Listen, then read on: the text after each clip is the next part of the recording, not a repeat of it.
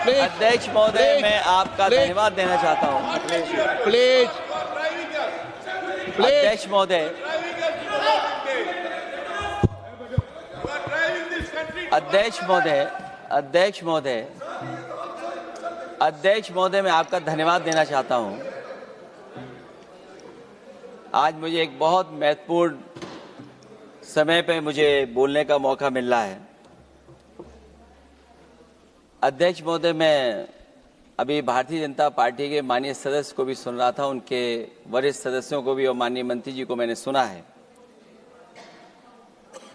और इस महत्वपूर्ण विषय पर उन्होंने अपनी बात रखी है।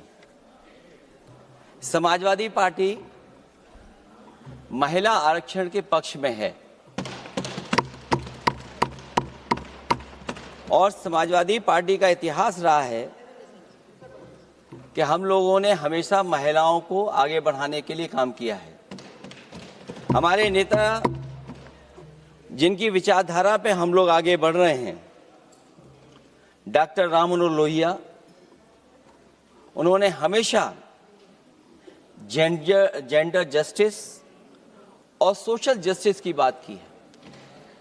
हम समाजवादी लोग जेंडर जस्टिस और सोशल जस्टिस के पक्ष में हैं और महिलाओं का आरक्षण 33% हो उसके भी पक्ष में हम लोग बोल रहे हैं।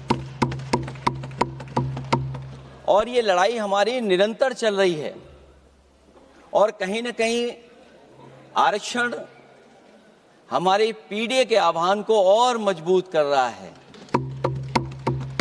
लेकिन जिस तरह की बातें हमें सुनने को मिल रही हैं, अब भारतीय जनता पार्टी नारी को नारा बनाने की कोशिश कर रही है। भारतीय जनता पार्टी इस आरक्षण को लेकर के भाजपा अपना नारी का नारा बनाना चाहती है और बदलने की कोशिश कर रही है। जिन्होंने नारी को अपने संगठन में नहीं रखा, उनके मान सम्मान के लिए कैसे रखेंगे? और अगर ये बात गलत है, अध्यक्ष महोदय, जिस पेरेंटल संगठन से आप निकले हैं उसमें मान सम्मान के लिए संगठन में कितनी नारी हैं ये बता दें आप। और इनका, क्योंकि पिछले कई वर्षों से अध्यक्ष जी ये सरकार में है और मैं सुन रहा था माननीय मंत्री जी को, मैं सुन रहा था, उन्होंने बहुत सारे योजनाएं, बहुत सारे कार्यक्रमों की जानकारी दी। लेकिन अगर हम दुनिया के आंकड़े देखें, जेंडर इक्वलिटी में हम कहां खड़े हैं, हम 146 में 127वीं जगह पर खड़े हैं। और अगर हम इनके खुद के सरकारों को देखें अगर, तो अध्यक्ष महोदय, इनके 21 जगह सरकारें हैं, 21 जगह यूनियन टेरिटरी और स्टेट मिलाकर के और सहयोगी दलों के साथ मिलकर के 21 सरकारें इनकी हैं। भारतीय जनता पार्टी ये बताए कि उनके 21 स्टेट में जहां सरकारें उनके सहयोगी साथियों के साथ चल रही हैं, कितने मुख्यमंत्री इनके बने हुए हैं? कितनी महिला मुख्यमंत्री बनी हुई इनकी? जीरो। और जो दिल्ली की बनी हुई हैं, हालांकि वो हाफ चीफ मिनिस्टर हैं और वो भी महिला होने के नाते केवल हाफ चीफ मिनिस्टर हैं। नहीं, अधिकार कहां है? एक चीफ मिनिस्टर के जो अधिकार होते हैं, एक स्टेट के जो अधिकार होते हैं, क्या आपके दिल्ली की मुख्यमंत्री के पास वो अधिकार है? और फिर जो अभी तक जो सबसे बड़ी पार्टी है, जो सबसे बड़ी पार्टी अपने आप को कहते हैं, पूरे देश में जितने भी इनके विधायक चुने गए हैं, आप बताओ आपकी संख्या क्या है? 10% से ऊपर नहीं जा पा रहे हैं आप? क्या 10% से ऊपर हैं आप? और फिर लोकसभा की गिनती में अगर हम देखें तो लोकसभा की गिनती में कितने संख्या में आप हैं? इसलिए अध्यक्ष महोदय, जहां हम ये कहते हैं कि हम महिला आरक्षण के पक्ष में हैं, वहीं कुछ सवाल हमारे भी आपके लिए हैं। मैं उससे पहले याद दिलाना चाहता हूं कि कई बार लोग ये कहते हैं कि समाजवादी पार्टी विरोध करती है। अगर हम अपनी बात कहना चाहें तो डॉक्टर राममनोहर लोहिया, जिनकी विचारधारा पर हमारी समाजवादी पार्टी का आधार है, उनके द्वारा हमेशा महिलाओं को पुरुषों के बराबर की हिस्सेदारी हर क्षेत्र में देने की बात कही गई। और मैं उनको कोट करना चाहता हूं कि संस्कार का आरंभ महिला से होता है।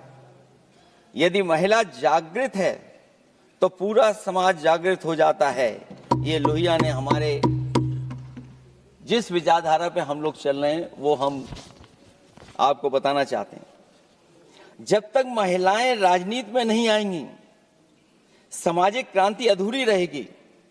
लोहिया जी ने निरंतर महिलाओं की राजनीति में महत्वपूर्ण भूमिका पर बल दिया है और समाज में वास्तविक परिवर्तन उनके योगदान से ही आ पाएगा।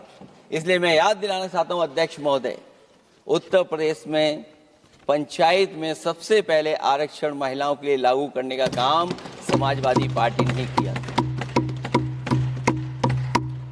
तो जहां महिलाओं के पक्ष में है उनके आरक्षण के, वहीं हमारा सवाल ये भी है कि जल्दीबाजी क्यों है? आखिरकार महिला आरक्षण के नाम पर जल्दीबाजी क्यों है भाजपा के अंदर?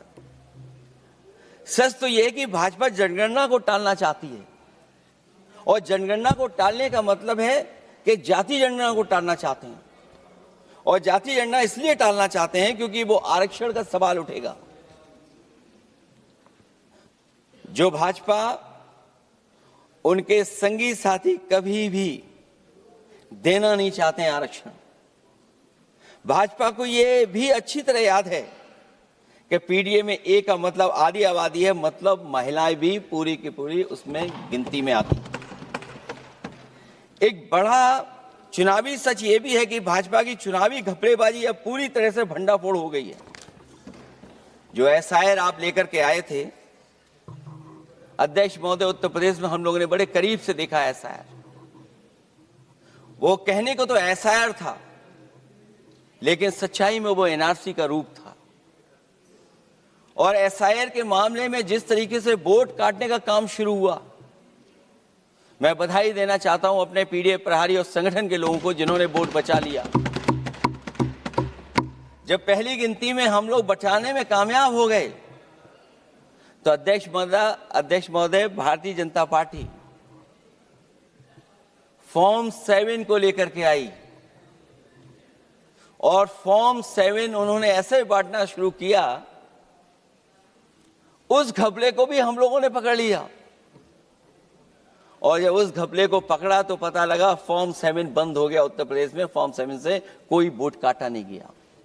अध्यक्ष महोदय, जो फॉर्म 7 काटने के लिए जिससे दस्तखत कराए थे भारतीय जनता पार्टी ने, उस व्यक्ति को दस्तखत करना भी नहीं आता है।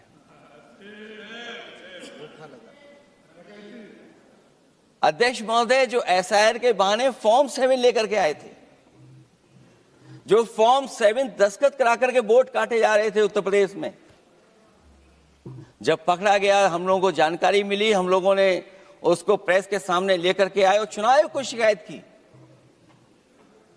फॉर्म 7 से वोट कटना रुक गया, लेकिन अभी भी उस पर कोई कार्रवाई नहीं की जिसने उसके नकली दस्तखत कराए थे। अध्यक्ष महोदय, इससे तो लगता है कि पूरा का पूरी व्यवस्था जुड़ी हुई है भारतीय जनता पार्टी से।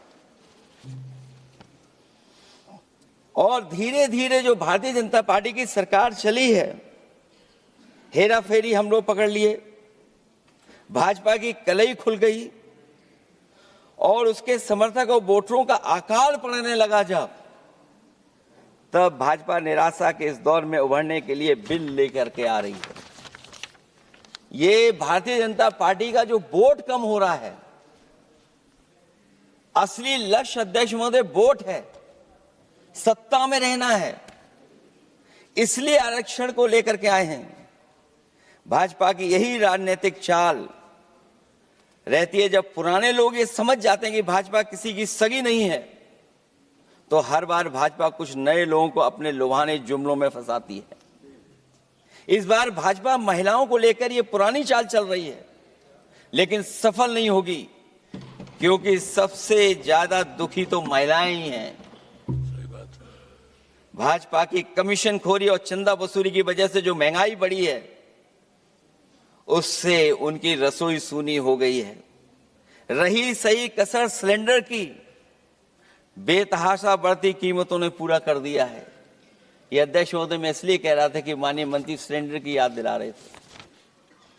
उन्होंने इज्जत घर को भी याद दिलाया, जिसको कभी प्रधानमंत्री जी ने कहा कि ये इज्जत घर होंगे। गांव गोद लिए गए, जाकर के सरकार देखे उन गांव को अनाथ अगर किसी ने छोड़ा है तो भारतीय जनता पार्टी ने छोड़ा है। हर महिला अपने बच्चों को पढ़ाना चाहती है, लेकिन भाजपा की शिक्षा विरोधी सोच तो सरकारी स्कूल तक बंद करवा दे रही है। महिलाओं का दर्द क्या होता है, ये मेरठ के दुकानदारों के परिवार की महिलाओं की आंखों में आए आंसू भी बयां कर रहे हैं, और नोएडा की मजदूर और मेड के गले बयान भी कर रहे हैं। क्योंकि जब हम बहस महिला आरक्षण पे कर रहे हैं, तो हमें याद रखना चाहिए कि हमारे बिल्कुल बगल में 40,000 से ज्यादा लोग सड़कों पे मजदूर, महिलाएं सड़कों पर हैं, जहां से प्रभु श्री राम जो कभी हम लोगों ने स्क्रीन पे देखा था, वो चुन करके आए थे। वहां पर महिलाएं धरने पर बैठी हैं, और अगर ये धरने पर इसलिए बैठी हैं क्योंकि उनको न्याय नहीं मिल रहा है। भारतीय जनता पार्टी की सरकार की वजह से उनके घर उजड़ रहे हैं। महिलाएं रो रो करके न्याय मांग रही हैं। तो मैं कहना चाहता हूं अध्यक्ष महोदय सरकार से कि अगर ये बिल इतना ही सही है, तो इसे मेरठ नोएडा की पारिवारिक और कामगार महिलाओं के बीच बैठकर घोषित किया जाए कि उनके लिए इसमें क्या क्या होने जा रहा है।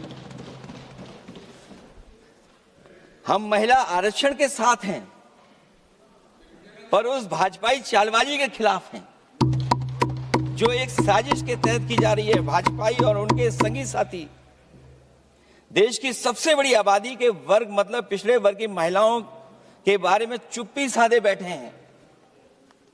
ये बात अध्यक्ष जी समझ में नहीं आ रहा है, क्योंकि जब हम लोग प्रधानमंत्री जी को सुनते थे, तो वो ये कहते थे कि हम पिछड़े वर्ग से आते हैं, हम आप जैसे ही हैं, पिछड़े हैं। लेकिन जब आरक्षण की बात हो रही है, तो पिछड़ों की संख्या इसमें कितनी है, हमें उम्मीद है कि सरकार इस पर जरूर बात अपनी रखेगी। ये संशोधन के नाम पर जो जल्दीबाजी दिखा रहे हैं, दरअसल उसके पीछे भाजपाइयों की मंशा है कि जनगणना न करनी पड़े, क्योंकि अगर जनगणना करनी पड़ेगी तो जातिवार आंकड़े भी देने पड़ेंगे, और जातिवार आरक्षण भी। ये भाजपा का एक बहुत बड़ा षड्यंत्र है, जिसमें जनगणना आधारित परसीमन को नकार कर पिछड़ों का अधिकार लूटा जा रहा है। ये लोकतंत्र के खिलाफ खुफिया लोगों की गुप्त योजना है, जो अब तक स्वीकार नहीं, जब तक प्रक्रिया के साथ हम लोग स्वीकार कभी नहीं कर सकते, जब तक इसका लागू करने का तरीका ठीक ना हो।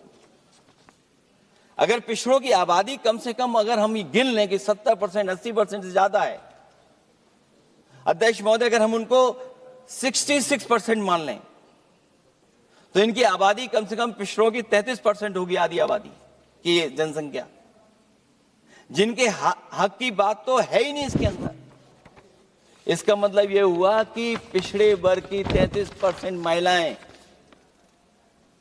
उनको हक देना नहीं चाहते ये लोग, हक उनका छीनना चाहते हैं। और फिर जो डिलिमिटेशन का साथ साथ लेकर के आए हैं, ये डिलिमिटेशन क्या है अध्यक्ष महोदय? ये डिलिमिटेशन है कि इलेक्टोरल मैप को बदल दें। हमारे पूर्व में कांग्रेस के सदस्य ने ठीक कहा है कि जब डिलिमिटेशन की बारी आई तो इन्होंने पूरी रणनीति बना करके कि किस तरीके से लोकसभाओं के क्षेत्र बनाए जाएं, क्षेत्र कैसे बने जिससे कि उन्हीं को पॉलिटिकल लाभ मिले, वो हम लोगों ने आसाम में भी देखा और जम्मू कश्मीर में भी देखा है। इसलिए हम चाहते हैं कि पहले जनगणना हो और जनगणना जब आंकड़े सही आ जाएंगे अध्यक्ष महोदय, तब जाकर के डिलिमिटेशन ठीक होगा। और अगर आंकड़े ही ठीक नहीं हैं तो फिर आरक्षण कैसे ठीक होगा? क्योंकि आरक्षण का आधार ही हमारा जनसंख्या पर है। कहीं ऐसा तो नहीं कि आधी आबादी में ये मुस्लिम को भी ना गिनते हो, मुस्लिम महिलाओं को। इसलिए हमारी मांग होगी कि आधी आबादी में पिछड़े और मुस्लिम महिलाओं को भी जोड़ करके इस आरक्षण को पूरा किया जाए। एक जो हमें आशंका है कि जब आरक्षण होगा और डिलिमिटेशन होगा और जब संख्या बढ़ेगी तो उत्तर प्रदेश की संख्या विधानसभा की 500 से ऊपर होने जा रही है। और अगर 500 से ज्यादा होने जा रही है तो उसमें सरकार क्या विचार कर रही है? कहीं कोई ऐसा षड्यंत्र तो नहीं है जो हम महिला आरक्षण के बहाने उस षड्यंत्र को छिपा करके आगे बढ़ रहे हों? क्योंकि उत्तर प्रदेश में 120 सीटें तो लोकसभा की होने जा रही हैं और विधानसभा की सीटें तो अगर 600 हो रही हैं, अगर 600 हो रही हैं तो कहीं ऐसा तो नहीं अध्यक्ष महोदय उसमें भी कोई साजिश षड्यंत्र हो? जो षड्यंत्र हम लोगों को समझ में नहीं आ रहा हो। और अगर षड्यंत्र रहेगा तो जैसे अयोध्या हारे आप, एक बार फिर उत्तर प्रदेश आप हार जाएंगे। और 33% सीटें कौन सी होंगी? आप अगर सीट रिजर्व कर देंगे, कॉन्स्टिट्यूंसी रिजर्व हो जाएगी, तो अध्यक्ष महोदय ये महिलाओं के बीच ही कंपटीशन करा देंगे। अगर कॉन्स्टिट्यूंसी रिजर्व होंगी तो अध्यक्ष महोदय महिलाओं के बीच ही कंपटीशन हो जाएगा। क्योंकि वो अध्यक्ष महोदय वो माननीय सदस्य कह रहे हैं कि वो तो होना चाहिए, वो सास बहू वाली तो हार गई हैं आपकी।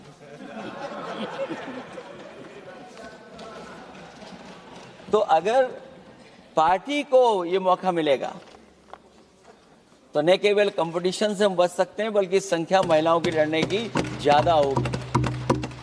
ये महिलाओं को ज्यादा नहीं लड़ने देना चाहते हैं चुनाव, इसलिए कॉन्स्टिट्यूंसीज को रिजर्व कर रहे हैं। अध्यक्ष महोदय हमारा पक्ष है, हमारी मांग है कि ये जो लागू हो आरक्षण वो पार्टी को मौका मिले, पार्टी लड़ाए उनको, पार्टी संख्या तय करे। इसके साथ साथ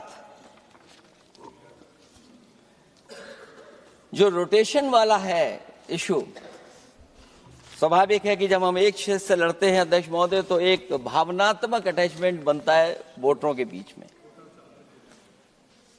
और अगर ये रोटेशन का मामला होगा तो अध्यक्ष महोदय कोई भी अपने क्षेत्र में बहुत ज्यादा भावनात्मक लगाव नहीं रखेगा क्षेत्र की जनता से।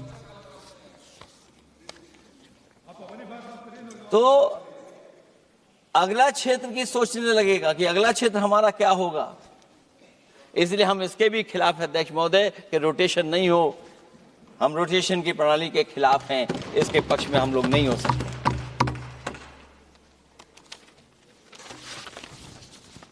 इसलिए अध्यक्ष महोदय हमारी मांग होगी कि पहले सेंसस कराए, जनगणना कराई जाए। और अगर ये जनगणना नहीं कर रहे हैं तो इसका मतलब धोखा दे रहे हैं। क्योंकि पुराने बिल में जो हम लोगों ने बात देखी और रखी थी उस समय वो यही था कि जनगणना करा करके महिला आरक्षण बिल आएगा। लेकिन ये लोग 2011 का लेकर के आ रहे हैं। इसका मतलब इनकी पूरी तैयारी है कि कौन सा लोकसभा क्षेत्र कैसा होगा। इनके गुप्त लोगों ने वो कहीं ना कहीं नक्शा बना करके रखा होगा, जिसको आरक्षण पास होते ही, बिल पास होते ही लागू करने की कोशिश करेंगे। और जो और सुधार होने चाहिए महिलाओं के, जो सुधार होने चाहिए उन सुधारों पे इसमें बिल में कोई विशेष योजना या विशेष बात नहीं हो रही है। बिना उनके लिए लाभ पहुंचाए, सशक्तिकरण किए, शायद हम पूरा उनको हक नहीं दे पाएंगे। मैं अध्यक्ष महोदय आपसे यही निवेदन और अपील करूंगा कि पिछड़ों को, माइनॉरिटी को, खासकर मुस्लिम महिलाओं को आरक्षण दिया जाए। जो सेंसस से ये दूर भाग रहे हैं, वो इसीलिए भाग रहे हैं क्योंकि जाति जनगणना की मांग उठेगी, और अगर जाति जनगणना की बात उठेगी तो आरक्षण की बात और उठेगी। हमें उम्मीद है कि हम लोगों की बात मान करके सरकार उस पर विचार जरूर करेगी। जब हम आरक्षण देना चाहते हैं तो बिना पिछड़ा, बिना मुसलमानों के शायद हमारा जो लक्ष्य है महिला आरक्षण का, वो पूरा नहीं होगा। इन्हीं शब्दों के साथ आप सबका बहुत बहुत धन्यवाद।